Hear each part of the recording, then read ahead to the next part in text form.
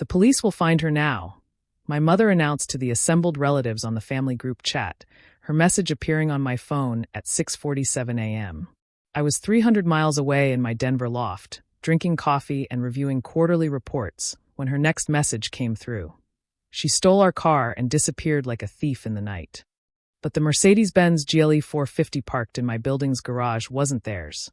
It was registered to Aurora Holdings LLC, the real estate investment company I'd built from nothing and that they knew absolutely nothing about.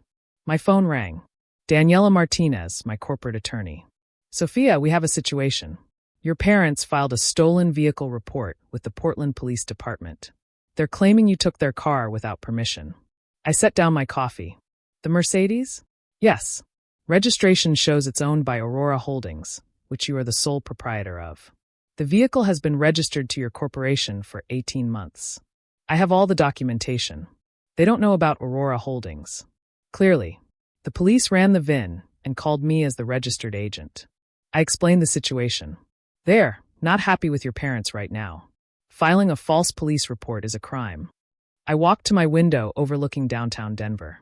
I'd moved here 6 months ago without telling my family where I was going.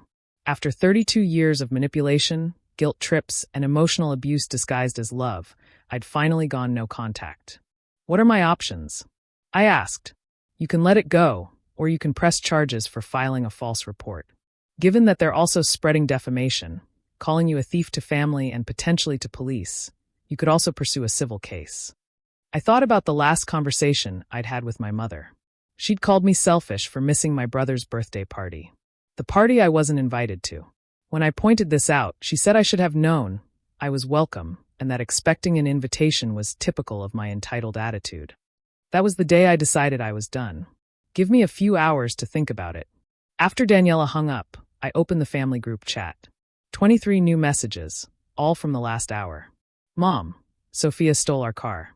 We gave her everything, and this is how she repays us. Aunt Marilyn, I always knew she was ungrateful. My brother Trevor should have seen this coming. She's always been selfish. Dad, we raised a thief. Our own daughter, cousin Jessica. What kind of person steals from their parents? Uncle Dennis, have you called the police? Mom, yes. They're looking for her now. She can't hide forever. I screenshot every message. Daniela would want them. My phone rang again. Trevor. I answered. What? You stole Mom and Dad's car? Are you serious right now? Trevor, I didn't steal anything. They filed a police report, Sophia. The cops are looking for you. The car is mine. It's registered to my company. Silence. Then, what company? My real estate investment company. Aurora Holdings. I've owned it for 4 years. You don't have a company. You work at a property management firm. I'd let them believe that. Let them think I was a low-level employee managing apartment rentals. It was easier than explaining that I actually owned a multi-million-dollar real estate portfolio. Trevor, the Mercedes is registered in my company's name. Has been for 1.5 years. Mom and Dad are lying. Why would they lie about that? Because they're embarrassed. Because I went no contact, and they need to make me the villain. You just disappeared. You stopped answering calls, texts, you didn't show up for holidays. I set boundaries. I told Mom and Dad I needed space. They ignored it. They showed up at my apartment unannounced 4 times. They called my work 17 times in 1 week. They sent relatives to check on me like I was having a breakdown instead of just trying to live my own life. Because they're worried about you. No, Trevor. They're worried about controlling me. He hung up. I wasn't surprised. I spent the morning working, reviewing property acquisitions, approving renovation budgets, meeting virtually with my property managers. Aurora Holdings owned 43 residential properties across Colorado and Wyoming. Small apartment buildings, multifamily homes, a few commercial spaces. I'd started with 1 duplex 4 years ago, bought with money I'd saved working 2 jobs while my family thought I was finding myself. The portfolio was now worth $12.3 million. I had 8 employees. My annual profit was close to $900,000. And my family thought I managed apartments for someone else. At noon, Daniela called back. The Portland police want to speak with you. They need your statement about the vehicle. Am I in trouble? No. They're annoyed with your parents. Apparently, your mother was quite dramatic when filing the report. Crying, saying you'd stolen their car, disappeared without a trace, might be in danger or on drugs. When the VIN came back registered to a corporation with you listed as owner, they felt manipulated. That sounds about right. Will you press charges? I thought about it. Thought about years of gaslighting. About my mother telling relatives I was mentally unstable when I started setting boundaries. About my father saying I was throwing my life away when I bought my first property instead of going to graduate school like he wanted. Yes, I said. I want to press charges. Are you certain? This will escalate things significantly. Daniela, they filed a false police report. They're telling everyone I'm a thief. They've spent 6 months trashing my reputation to the family. I'm done protecting people who won't stop hurting me. Understood. I'll notify the Portland DA's office and the police department. You should expect contact from your family when they find out. She wasn't wrong. 3 hours later, my phone exploded. 15 missed calls. 42 text messages. Mom, how could you do this to us? We're your parents. Dad, you're going to have us arrested? Over a misunderstanding. Trevor, this is insane, Sophia. They made a mistake. Aunt Marilyn, you're destroying your family over your pride. I called Daniela. They know. The Portland police informed them that you're pressing charges for filing a false report. They're also being investigated for possible harassment, given the documentation you provided of repeated unwanted contact after you requested no contact. What happens now? They'll likely be charged with filing a false report, which is a misdemeanor. Fines, possibly community service. The harassment investigation will depend on what the DA finds. My mother called. I sent it to voicemail. She called again. And again. Finally, I answered. What? How dare you? Her voice was shaking with rage. We are your parents. We raised you, fed you, clothed you. And now you're lying about me to the police and our entire family. We made a mistake. We thought the car was ours. Mom, you've never made payments on that car. You've never seen the registration. You have no paperwork, no insurance documents, nothing connecting you to that vehicle. You let us use it. I lent it to you. Twice. For specific trips. That doesn't make it yours. We're your family. What's yours should be ours. And there it was. The core belief that had poisoned our relationship my entire adult life. No, Mom. That's not how it works. You've changed. You used to be such a sweet girl. Now you're cold and selfish. I used to be easy to control. Now I have boundaries. You see that as selfish because it doesn't serve you. I'm your mother. I deserve respect. Respect goes both ways. You've spent 6 months telling everyone I'm unstable, irresponsible, and now a thief. That's not respect. Because you abandoned us. You stopped answering our calls. You moved without telling us where. I'm 32 years old. I don't need to report my location to you. We're family. Family doesn't file false police reports, Mom. She was crying now. The weapon she'd used my entire life. Tears that made me feel guilty, that made me the bad guy for upsetting her. You're really going to have us arrested? You really filed a false police report. We'll fight this. We'll tell them you gave us the car. No, Mom. You won't. Because I have documentation of everything. Purchase records, registration, insurance, corporate paperwork. The car has always been mine. You have nothing but lies. I can't believe you're doing this to us. I can't believe you thought you could steal my car by lying to the police. I hung up. The family group chat erupted.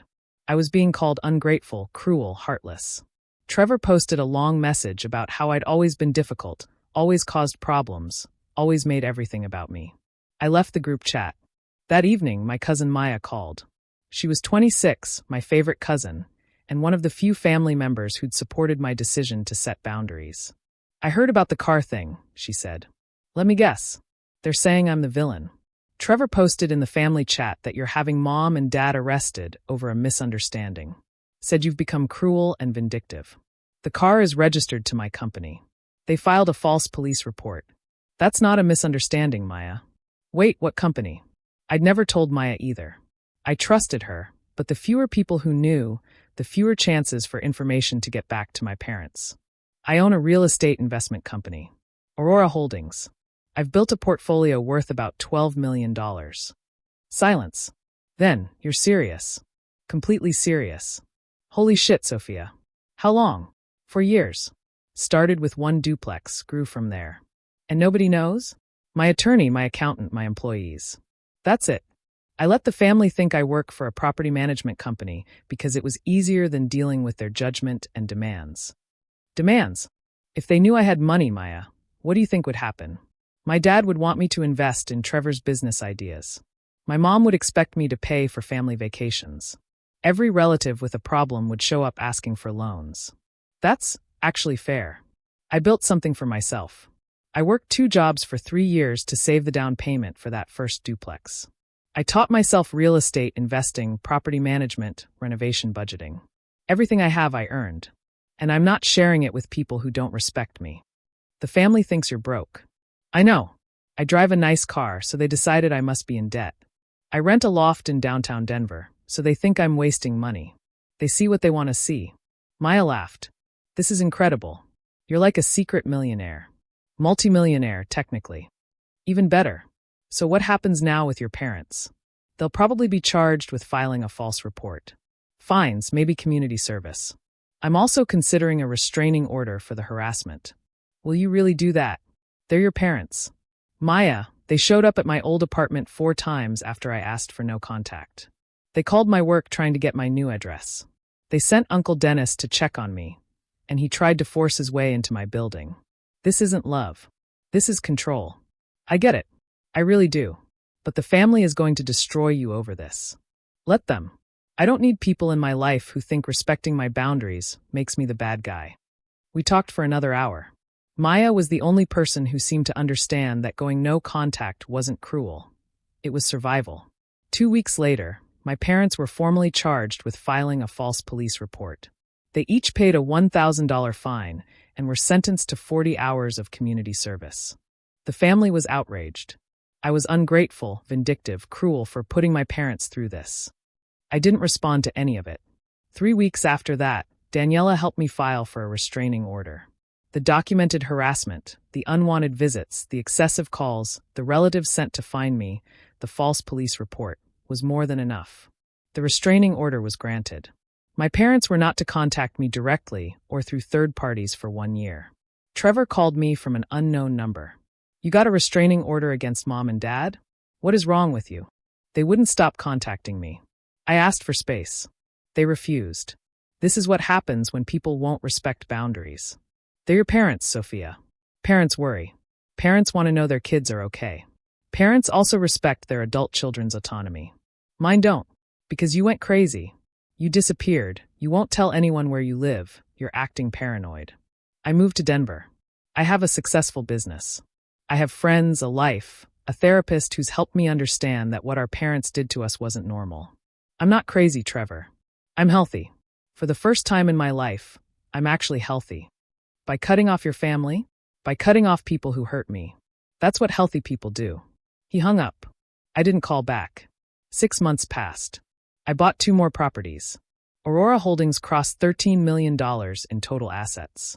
I hired a chief operating officer to help scale operations.